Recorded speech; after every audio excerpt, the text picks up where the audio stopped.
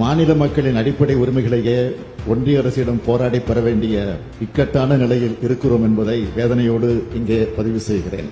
இந்தியாவிலேயே எந்த மாநிலமும் இதுகுறித்து முயற்சிகள் எடுக்காத நிலையில் ஏறத்தாழ அரை நூற்றாண்டு காலத்திற்கு முன்பே 1969ஆம் ஆண்டு முதலமைச்சராக பொறுப்பேற்ற தலைவர் கலைஞர் அவர்கள் ஒன்றிய மாநில அரசுகளின் உறவுகளை ஆராயும் பொருட்டு ஓய்வு பெற்ற தலைமை நீதிபதி பி. ராஜமன்னார் அவர்கள் தலைமையில் உயர்மட்ட குழுவினை அமைத்தார். நாட்டிலேயே முதல் முறையாக ஒன்றிய மாநில அரசின் உறவுகளை குறித்து விரிவாக ஆய்வு செய்து 1971ஆம் ஆண்டு ராஜமன்னார் குழு தனது அறிக்கையை வழங்கியது.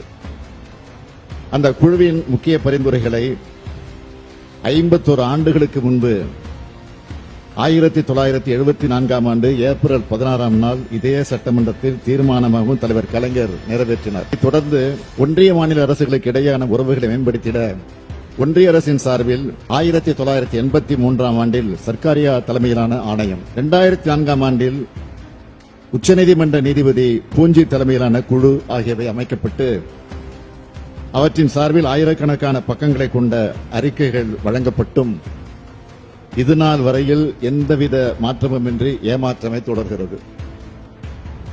அடுத்தடுத்து மாநில பட்டியலுள்ள முக்கிய அதிகாரங்களான மருத்துவம், சட்டம், நிதி ஆகியவற்றை ஒத்திசைவு